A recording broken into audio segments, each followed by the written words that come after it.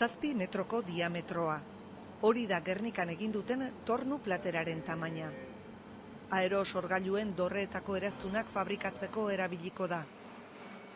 Munduan dagoen tornu plater mekanikorik handiena da.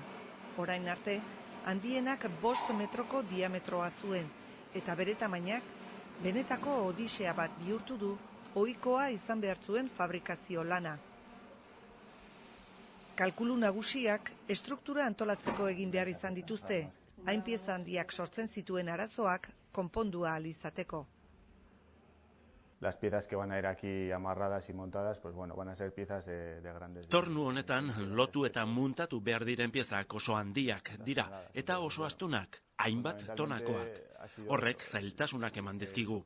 Eta bestalde, doitasuna mantentzea ere arazoa izan da. Y por otro lado, el otro problema fundamental es mantener precisiones. Eredua sortu ondoren, pieza fabrikatzeko prozesua bera hasten da. Lehenengo urratsa moldea egitea da. Bezeroak 3 dimentsioko diseinua bidali du. Horren gainean egiten da programazioa, ondorengo mekanizatuari ekiteko. Lehen gaia 500 bider 1200 zentimetroko poliestirenozko plakak dira. Behar den lodiera emateko, bata bestearekin kolatzen dira plakak, nahi den neurria lortu arte. Zenbakizko kontrol bidezko fresatzeko makinak plakak mekanizatzen ditu. Hau da, sobran dagoen materiala kendu, zulatu eta torneatu egiten ditu plakak, ereduaren itxura lortu arte. Moldea bukatutzat eman aurretik, ziurtatzen dira neurriak diseinuarekin konparatuz. Lantegi honetan egin den molde biribil handiena izan da honako hau, eta ezin da pieza bakar batean egin. Horrela bide batez, garraioaren arazoa konpondu da. Bost atitan egin behar izan dugu. 4 sektore eta barneko 4 metroko pieza borobila.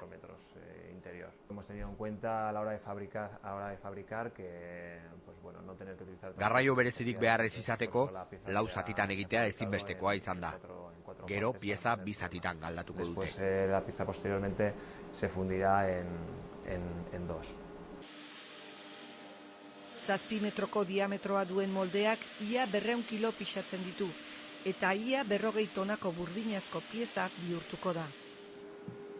Hain pieza handia izanik eta bakarra izanik, eredu galdu bat prestatzen da. Behin bakarrik erabiliko dena. Nosotros fabricamos la pieza en poliestireno y posteriormente el poliestirenoz egiten dugu pieza. Eta ondoren, galdategia hondarrez betetzen dute. Hondarra izango da moldea. Galda moldearen gainean isurtzen dute. Eta pieza burdinazkoa bilakatuko da. Altzairuzkoa erabiltzen den materialaren arabera. Pieza se convertiría en hierro, acero, dependiendo del material que se quiera utilizar. Poliestirenoaren ordezkapena Gasteizko galdategi batean egingo da. Galdaketa egin baino lehen, moldea prestatu egin behar da.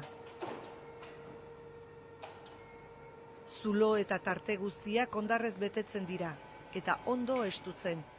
Galdaketa egitean, hondarra mugi ez dadin.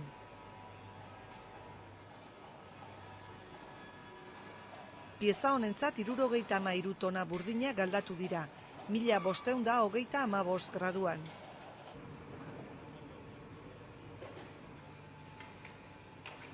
Isurketan, galdak hartzen du poliestirenoaren lekua.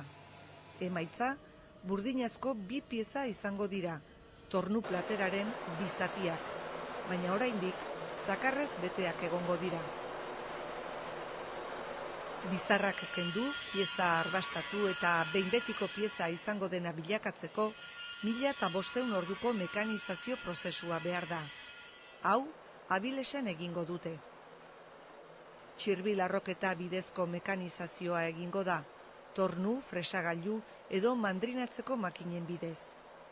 Soberakinak kentzen zaizkio eta benetako forma ematen zaio piezari. En este caso es darle la forma exterior. Kasu honetan, kanpoko forma ematea da. Izan behar duen biribiltasuna, barneko forma, fresatzeko makinak egingo dizkion kutxak. Eta hori guztia, proiektuak ematen dizkigun neurrien arabera. Lehenik fresatzeko makina doa eta arbastatzearen lehen fase egiten du. Soberan den materiala kentzen dio, baina ez guztia. Acto seguido pasaría al torno, a mecanizar los diámetros exteriores e interiores y las alturas. Piezak batzen dira doitzeko, eta tornuak kanpoko diametroak mekanizatzen ditu, kanpokoak, barrukoak eta garaierak. Y esas piezas pasan aquí a hacer otra fase de desbaste. Mekanizatua poliki-poliki egiten da, gero arazorik ez izateko eta bukaeran kalitatea izateko. Para que no tengamos problemas de tensiones ni cosas de esas que luego no nos den la calidad del acabado. Hemen ere, piezaren tamainak lana baldintzatzen du. Primero se hace la central, luego hacemos por separado las dos exteriores. Luego se montan las tres juntas, como se ve. Lehenik erdiko pieza egiten dugu, gero banaka kanpoko biak, eta azkenean hirurak elkartzen dira. Josi, lanaren amaieran gaude. Es una fase de cosido, por así decirlo, de sujeción con pasadores cónicos y ya llegando casi al final del proceso de trabajo. Zailena azken akabera eta baraila mekanikoen ahokalekuen akabera dira.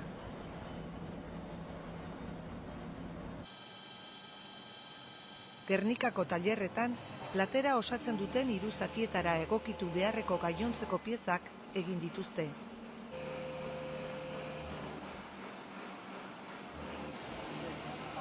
Indogu barruko nukleoa, gero pieza garra base eitzen diena, kolangia luzie lehen ikusi dugu zenak, eta karo hain importantia da ajustie. Ze garo horre piezak ezin dabe dantzan egin justo euren sakon sartu behar die, da guztie da desima txiki beteko desberdintasun egon leike. Hori lortzeko, azken zuzenketa egin behartzaile pieza guztiei. Azken muntaketaren ondoren, funtzionamendua ziurtatu dute. Emaitza, hainbat aukera ematen dituen tornu platera izan da. Ezaugarria da funtzio desberdine batzen dagoen plater bat dela, ez da bakarrik automatikoa edo manuala, gero aparte bloke soporte deitzen dien garra espezial batzuk azbe 10 leike pieza.